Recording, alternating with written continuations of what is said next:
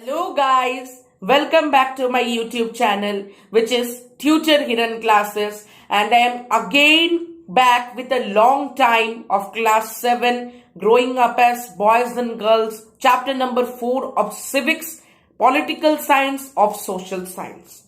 Now first of all I want to say to all of you, please like my channel, subscribe it and press the bell icon so that you all can get the notifications easily. और मैं इतने दिन नहीं video बना पाया because I am suffering from a heart situation. मेरा तबीयत नहीं बहुत खराब था. I am ill. So on that situation, I am not able to make the videos, and my examination is going on till now. So on that examinations, I have to study. So I am not able to make the video. So today it's Republic Day, and my school is also on a holiday. So I thought that I should have to make a video because my guys and friends are waiting for it. So today we will discuss the topic. Chapter number 4, growing up as boys and girls. So in this chapter basically we will understand that the discrimination between the boys and girls, first thing. Second thing is that the growing up, the population on the different types of islands, like first topic we will say that Samoa, second is the Madhya Pradesh. These two states we will discuss about it. So let's start the chapter without wasting time. So growing up in Samoa in 1920s. So here basically मैं आपको short में समझाऊंगा. बिल्कुल आप मेरे explanation को सुनिए, फिर थोड़ा सा बुक पढ़ लेना, बिल्कुल समझ में आ जाएगा. कुछ नहीं होगा, मैं बिल्कुल शॉर्टली समझाऊंगा, वैसे आपको समझ में आ जाएगा. तो यहां पर बेसिकली क्या कहा गया कि चिल्ड्रन इन सामोआ. सामोआ आप कहां पर है? Samoa is a part of island on the southern part of Pacific ocean. Pacific ocean का सदर्न पार्ट है, वो छोटा सा एक आइलैंड है. कुछ बच्चे जानते होंगे. I didn't know that, all of you doesn't know it. So Samoa एक आइलैंड है. सो उस आइलैंड पे what we have to see that childrens in the Samoa island did not go to school. उनको school जाने के लिए permission नहीं दिया जाता था, स्कूल नहीं होता था. उस आइलैंड में, उतनी छोटी जगह में, अभी भी बहुत सारे आइलैंड्स है where there is no education has been spotted there till now. So वहां पर स्कूल नहीं जाया जाता था. Instead they learn how to take care. मतलब स्कूल नहीं जाते थे लेकिन फिर भी उनको लर्न करना पड़ता था. What they used to learn? They used to take care their siblings and to do household works on the age of childhood. After मतलब childhood के सेशन में, मतलब आप पकड़ लीजिए कि जो बड़ा भाई होता था, बड़ा भाई या बड़ा बहन होता था, who is the elder in the family, he or she used to take care the whole family. He or she used to take care, do the household work. Girls क्या करते? Girls basically they used to cooking food पे उनका ध्यान रहता था. फिर उसके बाद क्या होता था, जब वो टीनेजर पे आते थे, after 18 years they went on fishing trip में उन्हें जाने के लिए परमिशन दिया जाता था.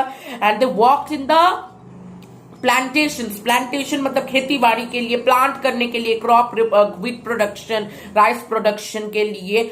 और सामो आइलैंड में एक क्वेश्चन भी आता है इसके लिए कि what is the famous thing. Samoa island में फेमस थिंग है फिशिंग.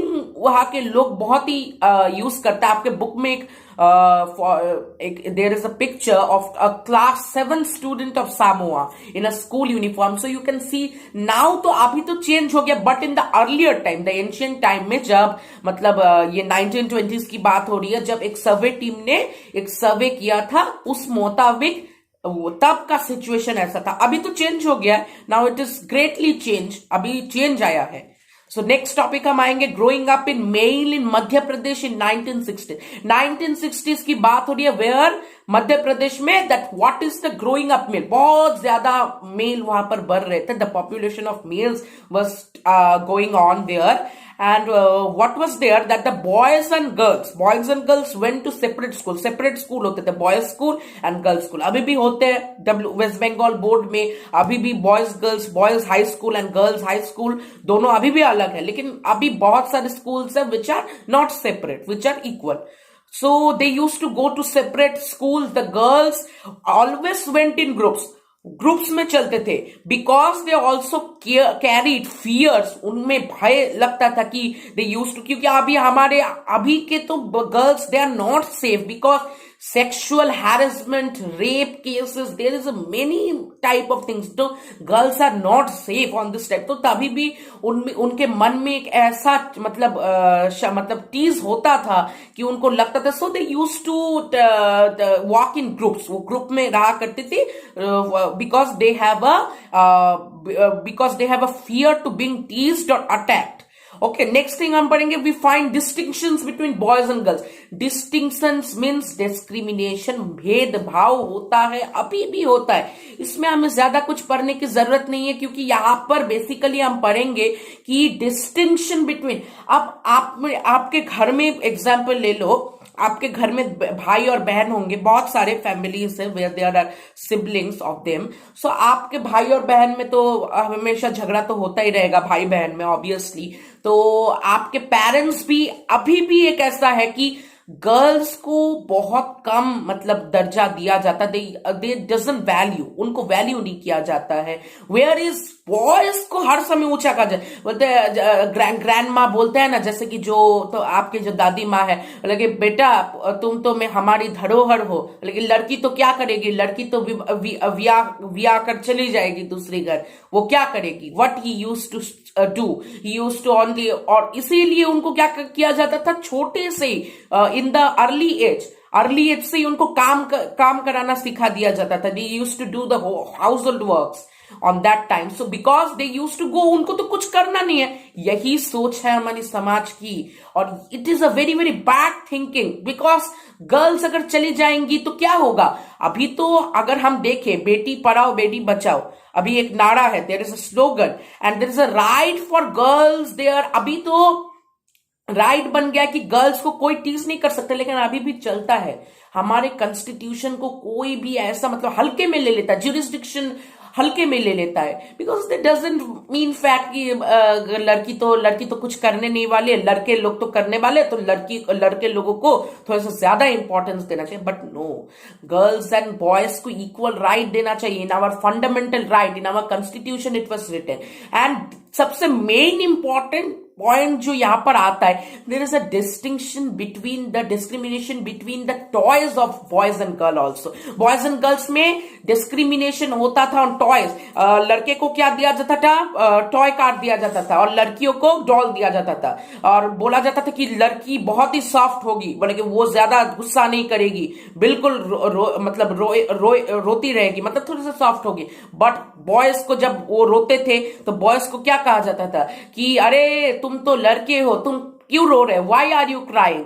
तो ऐसा होता था. नेक्स्ट है कि वैल्यूइंग हाउस वर्क ऑफ मतलब वुमेन के वैल्यू ऑफ वर्क.